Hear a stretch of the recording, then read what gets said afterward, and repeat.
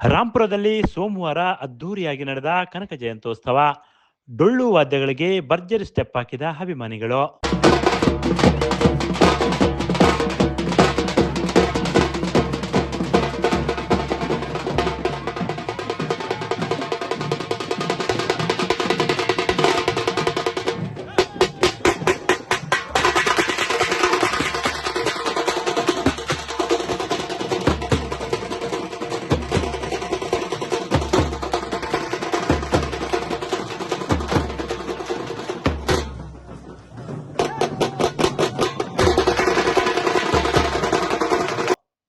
ಸಮಾಜದಲ್ಲಿ ಜಾತಿ ಆಧಾರದ ಮೇಲೆ ಜನರಿಗೆ ಗೌರವ ನೀಡದೆ ಜ್ಞಾನದ ಆಧಾರದ ಮೇಲೆ ಗೌರವ ನೀಡುವುದು ಹೆಚ್ಚು ಉತ್ತಮ ಎಂದು ಹೊಸದುರ್ಗ ಕಾಗಿನೆಲೆ ಗುರುಪೀಠದ ಈಶ್ವರಾನಂದ ಪುರಿ ಸ್ವಾಮೀಜಿಯವರು ತಿಳಿಸಿದರು.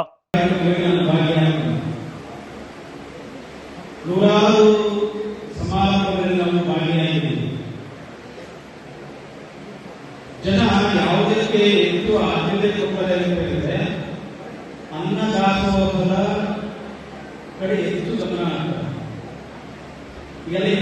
ಎಲ್ಲ ಕೇಳಬೇಕು.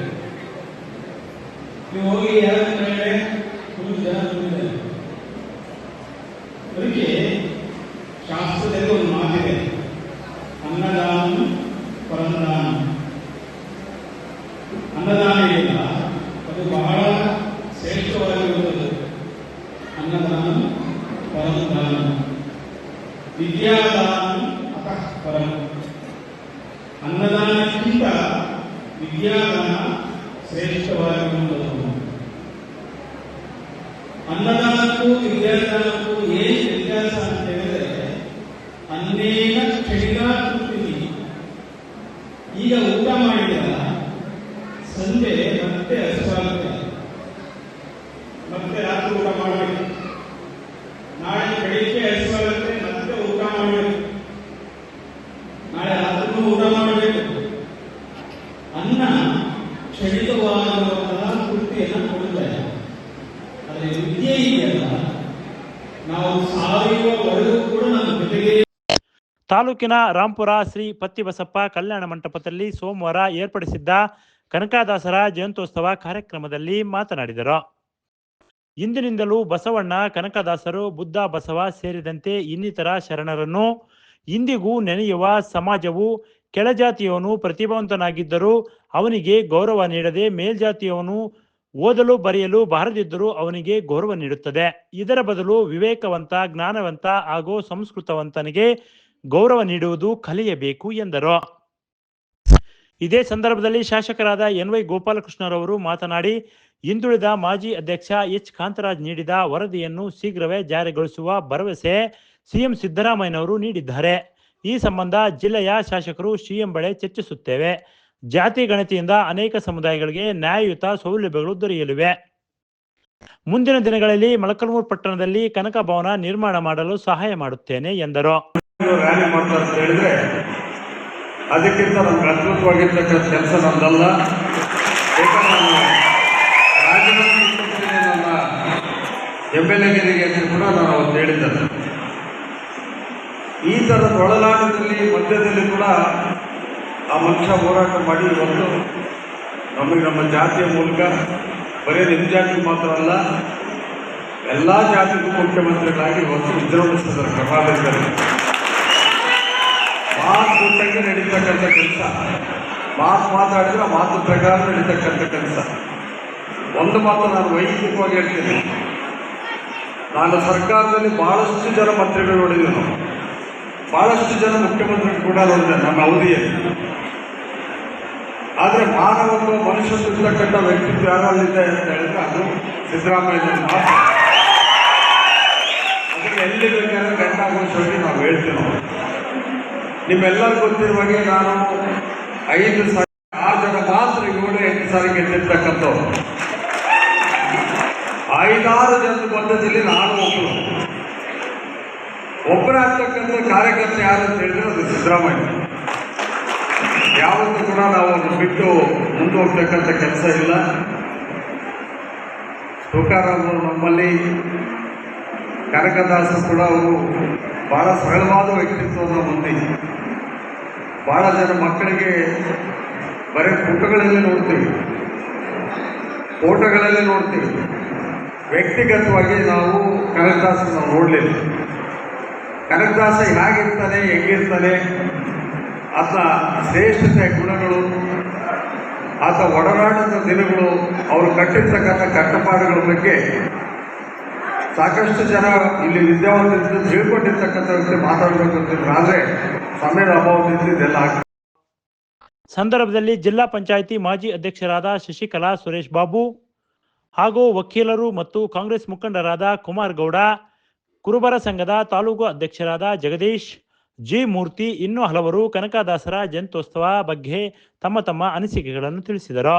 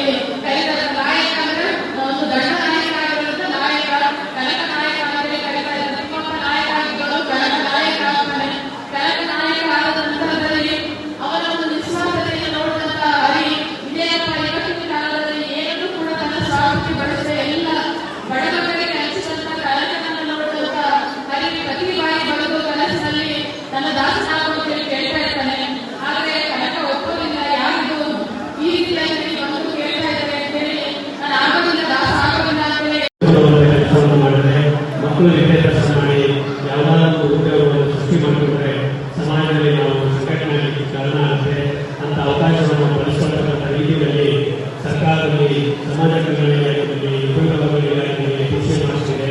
ಸಮಾಜ ಕಲ್ಯಾಣ ಆಸ್ಪತ್ರೆಗಳಿವೆ. ಹೆಚ್ಚು ಹೆಚ್ಚು ಓದಲಿಕ್ಕೆ ವಿದ್ಯಾಭ್ಯಾಸ ಮಾಡಲಿಕ್ಕೆ ಮಕ್ಕಳಿಗೆ ಅವಕಾಶ ಕೊಡಬೇಕು ಅಂತ ನಮ್ಮಲ್ಲಿ ಗಮನಿಸಿ ಇವರು ಮಾತಾಡಲಿಕ್ಕೆ ಅವಕಾಶ ಕೊಡುತ್ತಾರೆ. ನಮಸ್ಕರಿಸಿ ಸೇವೆಯನ್ನು ಕೊಡುವುದಕ್ಕೆ ಕೂಗಿದರು ನನಗೆ ಕೇಳುತ್ತವೆ ನನಗೆ ಭಕ್ತಿ ಪೂರ್ವಕವಾಗಿ ಭಕ್ತ ಕನಕದಾಸರು ಭಗವಂತನನ್ನಾಗಿ ಯಾವ ಹಾಡುಗಳನ್ನು ಹೊರಿಸಿಕೊಂಡು ಇಡೀ ದೇಶದ ಸಾಹಿತ್ಯ ಪರಂಪರೆಯ ಷಟ್ಪದಿ ಪ್ರಭಾವ ತರಿಸಿಕೊಂಡು ನಾವೆಲ್ಲರಿಗೆ ಮಾರ್ಗದರ್ಶನ ನಿಜಕ್ಕೂ ಕೂಡ ಅವಕಾಶ ಸಿಗುತ್ತೇವೆ. ಇದರ ಉದ್ದೇಶ ಇಷ್ಟೇ, ಕನಕದಾಸರ ಎಲ್ಲ ವಿಚಾರಗಳು ಕೂಡ ವೇದಿಕೆ ಮೇಲೆ ಎಲ್ಲ ಗಣ್ಯಮಾನರು ಹೇಳಿದರೆ ಮತ್ತೆ ಮತ್ತೆ ಆ ಥರದ ವಿಚಾರಗಳು ಬಯಸಿದೆ. ಇಲ್ಲಿ ನೆರೆದಿರುವಂತವರಿಗೆಲ್ಲರೂ ಕೂಡ ನಾನು ಮನವಿ ಮಾಡಿದ ವಿಷಯ ಮುಂದೆ ತಮ್ಮ ತಮ್ಮ ಗ್ರಾಮಗಳಲ್ಲಿ ತಮ್ಮ ಮಕ್ಕಳನ್ನ ವಿದ್ಯಾಭ್ಯಾಸಕ್ಕೆ ಗಮನ ಹರಿಸಿ ಶಿಕ್ಷಣಕ್ಕೆ ಒಂದು ಮಹತ್ವವನ್ನು ಕೊಡುವ ಮೂಲಕ ನಾವೆಲ್ಲರೂ ಕೂಡ ಒಂದು ಮುಖ್ಯವಾಗಿ ಬರಬೇಕು. ಮುಂದಿನ ದಿನಗಳಲ್ಲಿ ನಮ್ಮ ಸಮಸ್ಯೆಯನ್ನು ಒಂದು ಶಿಕ್ಷಣ ಮತ್ತೆ ಮುಖ್ಯ ಆಗಿರ್ತದೆ. ಅದಕ್ಕೆ ಎಲ್ಲರೂ ಕೂಡ ಗಮನ ಹರಿಸಬೇಕಂತ ಹೇಳುತ್ತಾ ಇನ್ನೂ ಬಹಳಷ್ಟು ಮಹನೀಯರು ಕನಕ ಜಯಂತಿ ಮೊನ್ನೆ ವರ್ಷ ಕನಕ ಜಯಂತಿ ಆಗಾಯಿತು.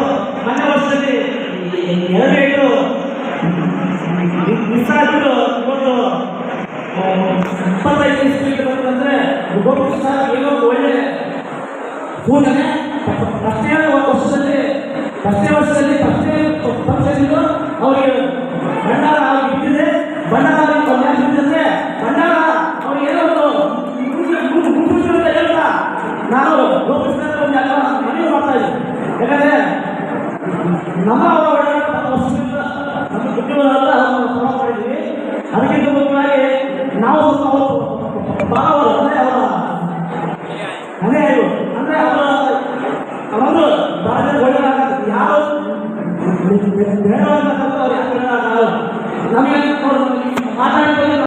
ಕಾರ್ಯಕ್ರಮಕ್ಕೆ ಮುಂಚೆ ಗ್ರಾಮದ ಪ್ರಮುಖ ಬೀದಿಗಳಲ್ಲಿ ವಿಜೃಂಭಣೆಯಿಂದ ನಡೆದ ಕನಕದಾಸರ ಭಾವಚಿತ್ರ ಮೆರವಣಿಗೆಗೆ ಶಾಸಕ ಎನ್.ವೈ. ಗೋಪಾಲಕೃಷ್ಣರವರು ಚಾಲನೆ ನೀಡಿದರು.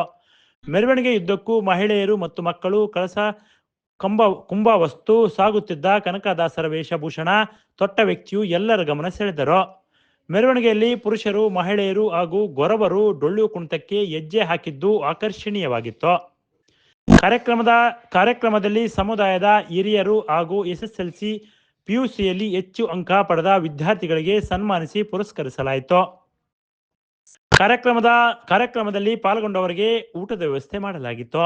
ಈ ಸಂದರ್ಭದಲ್ಲಿ ಕೊಂಡಳ್ಳಿ ತಿಮ್ಮಪ್ಪ, ನಾಗರಾಜ್, ಹೊನ್ನೂರು ಸ್ವಾಮಿ ಅಧ್ಯಕ್ಷರು, ತಾಲೂಕು ಆಲಮತ ಮಹಾಸಭಾ ನಾಗಾರ್ಜುನ್, ಗಿರೀಶ್, ಟಿ. ತಿಪ್ಪೇಸ್ವಾಮಿ, ಎಸ್.ಕೆ. ಗುರುಲಿಂಗಪ್ಪ, ಮೂರ್ತಿ, ಕೆಂಚಲಿಂಗಪ್ಪ, ಜಗದೀಶ್, ಸಮುದಾಯದ ಮುಖಂಡರು ಇನ್ನೂ ಹಲವರು ಉಪಸ್ಥಿತರಿದ್ದರು. ನಿರೂಪಣೆಯನ್ನು ಶ್ರೀಕಾಂತ್ ಅವರು ಉತ್ತಮವಾಗಿ ನಡೆಸಿಕೊಟ್ಟರು. Bureau report, PM Gangadhar, Bharat Vaibhav news, Molakalmuru.